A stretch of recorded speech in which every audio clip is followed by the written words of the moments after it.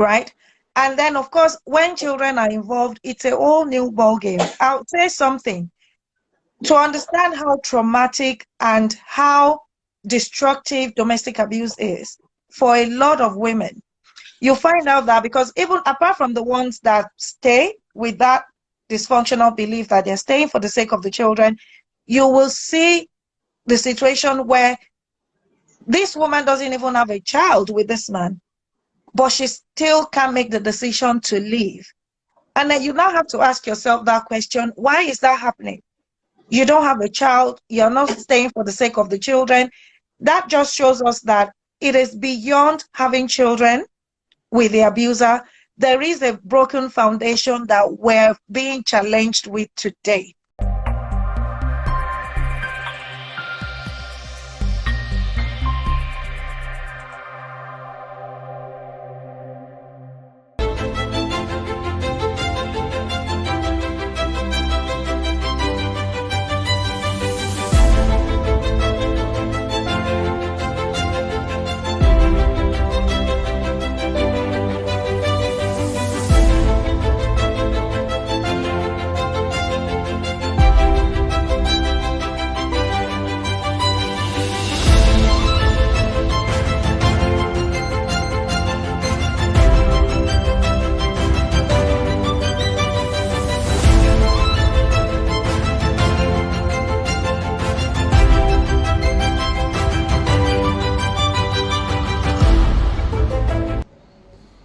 So, good evening, everyone. Once again, welcome. I'm already 7 minutes late, so I would go straight to the matter.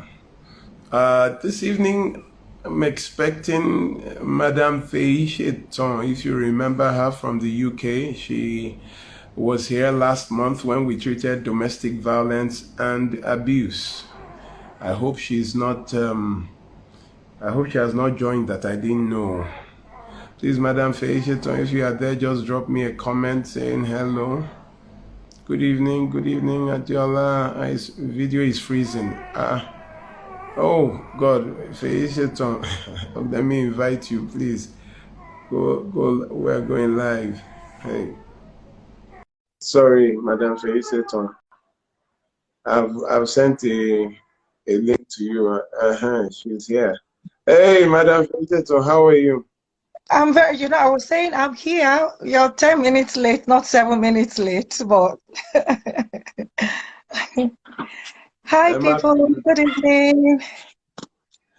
Everyone, Madam Feicheton, if you remember her from domestic, some of you have sent me messages requesting where is she, that you would like to hear from her again. Well, she's here today. I had to arm twist her. I had to blackmail her. You don't know what you are capable of until you meet this. I didn't know I was capable of such blackmail until this evening. I have hidden skills. That is a true confession. Yes, you did. Thank you very much. So today, let's just go straight into the matter.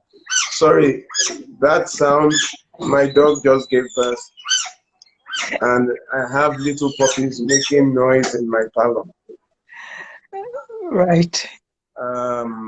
So are today, they going to be part of the conversation? I think that one is just looking for attention. Right, okay. It's called emotional abuse, looking for attention at all costs. This is pet abuse to the owner, isn't it? Yeah, I won't even answer whether he or she, I don't know what it is.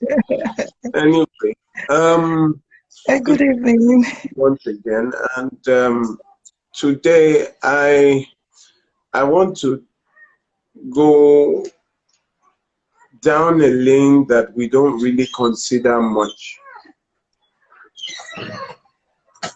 You see, people don't really understand that the primary victim of domestic violence and abuse is the child, the children.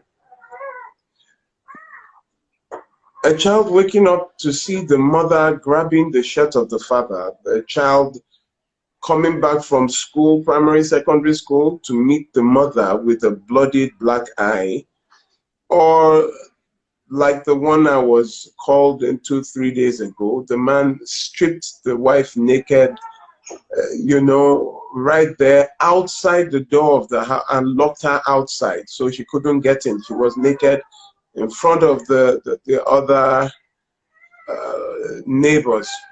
Was someone that had to bring the cloth to cover her. And the daughter stood and was just staring. The trauma is more on the children, and the child is something we don't talk about. It's like it is lost in the discussion of father and mother separation and divorce. Can you separate from your own child? Can you divorce your own child?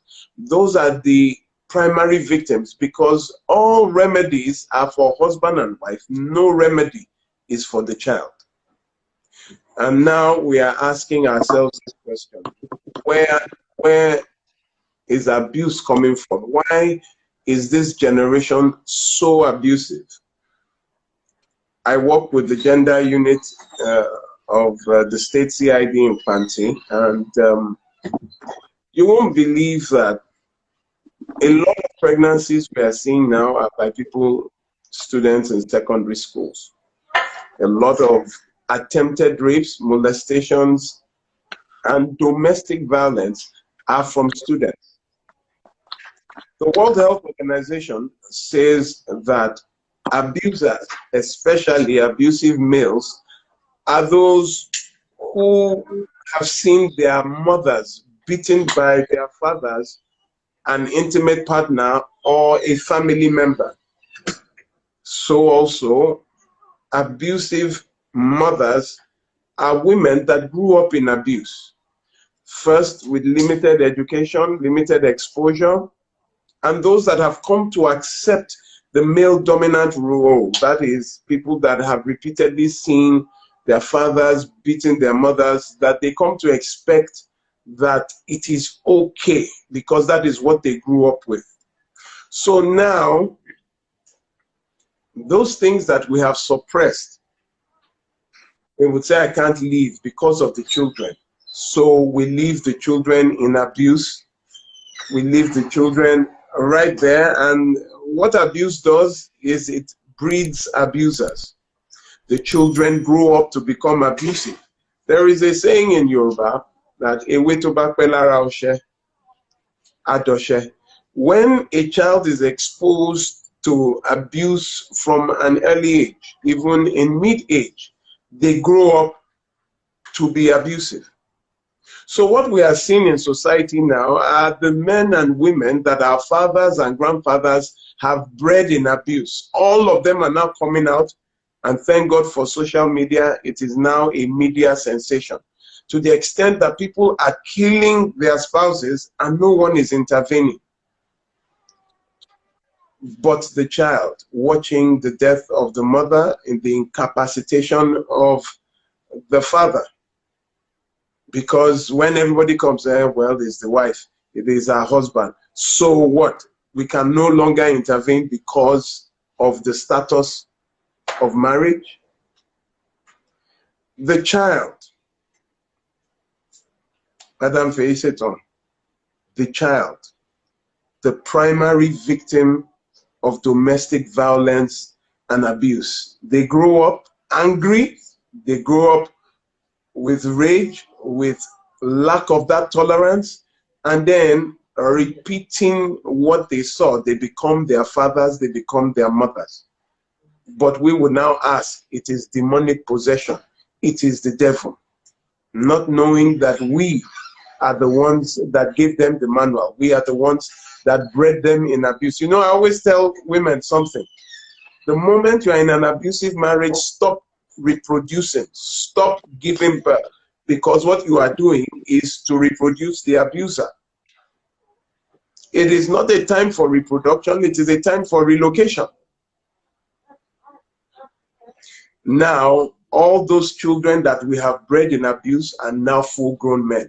They are now full-grown women. Guess what? Breeding the next generation of abusers. The child. Madam Feiseton, let me be quiet. What do you think? And thank you so much, Olumide. I think, we both had a very heavy and deflating discussion before coming up, and it's quite unfortunate what a lot of people are being exposed to that they didn't ask for.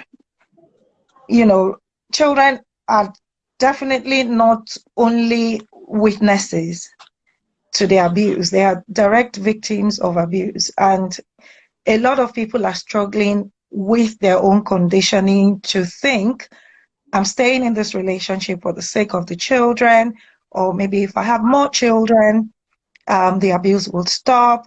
There are situations where you have, oh, it's because I only have girls, because male child preference is still a form of abuse, where a woman could have so many children until she has a male child. She's not considered a wife, not accepted as a mother, and the man could go on and marry several wives looking for that male child. It doesn't even matter if the family has any form of inheritance or good heritage or whatever to pass on to the child.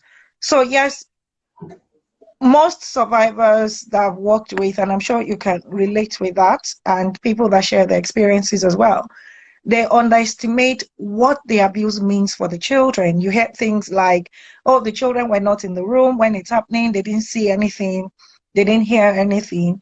But when they're not even physically present, if the abuse is happening within their earshot, whether the abuse is physical, it's verbal, it's sexual, it's emotional, or financial, children feed on the parents' emotions, right? They feed on the adult carers' emotion. And no matter how hard people try to mask it, to say, oh, nothing happened, or to lie and all of that, they put the children in very difficult positions. And it's very difficult to identify soon enough what the impact of the abuse is on the child until you start seeing the behavioral impact and health impact on the children. And what do those behavioral impacts look like? Some of them could be angry. You find a child who is angry all of the time. It's not because the child was born angry, right? In fairness, children did not choose the adults they would live with. They didn't choose their parents, right? So parents are primary carers, primary educators of the children. So when children grow up in these environments, they recognize those symptoms, and some of them you find those extreme reactions, extreme responses to the abuse they've experienced, because most of the time, even they can't express what they've seen. They don't know who to trust, who to reach out to, because the two primary adults in their lives, who should be the first sources of protectors, are now the abusers, right? You have situations where some children become, instead of being angry, they become quite the opposite. They become excessively timid. So either way, the angry child could easily become a bully, and the timid child could easily become the bullied child, right? So, and of course, these behavioral patterns, behaviors, emotional responses affect them in every area of life. And if the longer they are in that relationship, the more challenging it is. So in a lot of cases, the adults minimize what the abuse means for the children. Even if the abuser is not directly hitting the children or yelling at them, the fact that they are aware of something going on that is harmful, these children, they know it's not right, but they become very helpless. First, children usually care about both parents, even when they see the abuse going on. So they are now left with the decision of, I don't want my dad to go to prison, and I don't want my mom to kill my dad. So what do they do? So it creates a lot of confusion. The children are often thrown into unnecessary adulthood that they shouldn't be dealing with. And you find children in their late teen years still bedwetting, which is another impact of abuse on children. Because of the traumatic response, it affects their digestive system. You have children at very young age developing all sorts of gastrointestinal issues. They have tummy issues. Some of the girls will have issues with their menstrual cycle. It has so many terrible effects. You have young children going into depression, and it's not because they were born with with these medical challenges, it's because of the effects of the abuse on them, right? And you know, the unfortunate thing is no child was born an abuser, but unfortunately, many children are born victims. And I'll explain what I mean by that. Because where you find a pregnant woman in particular who is being kicked, yelled at, thrown down the stairs, pushed down a moving car with the pregnancy. So you have situations where some of these children are born with brain damage. They might have all sorts of neurological developmental challenges. They might have they face all sort of medical challenges, not because of any genetic defect, but because of the trauma the mother has gone through. So you find out that some children, before they're even born into the world physically, while they're growing in the mother's womb, they are being abused as well. Because children feed on, you know, the mother's emotions as well. That's why you find for some prenatal classes, they do sound therapy or music therapy, where they play music and, you know, and they can feel the responses with the baby moving inside the mom and all of that. So you can imagine what that means for a child being consistently exposed to yelling and beating, and especially having the mother kicked, or, you know, situations where they're pushed away and all of that. So all those distressing emotional responses affect the children as well. So there's so many variations to this. And I think it's also fair to point out that it's not all of the children that will end up being an abuser, but it is a contributory factor to why we have this ongoing cycle of abuse. And the way we can break this up, this cycle, is to be very intentional. First, not to have children with abusers. Now that a lot of people will know they are going to be abused anyway before they go into these relationships. And the other thing is, the first sign of abuse is enough time. It is a good time, no matter how long or short the marriage or the relationship is. The first sign you see the abuse is the right time to leave, because we know abusers typically don't change, right? They might change their targets, they might change who they want to abuse, they might have different strategies, but they rarely change their behavior, not even with the right intervention. So it is very, very important that we prioritize safeguarding children so that we are not recycling and repeating the generational errors that a lot of us are now dealing with, right? Children are innocent in all of this. But staying in the relationship for the sake of the children is harmful not only to the abused parent, it's really harmful to the children as well. And I'll mention another impact. Most of the time, this is where you see sibling rivalry, because typically abusers they turn children against each other, where you have more than one child, right? So you have situations of the scapegoat child who can do no wrong. Most of the time, it's the male child. And then you have the other situation of the golden child. The scapegoat child is the one who can do no right, and the golden child is the one who can do no wrong, right?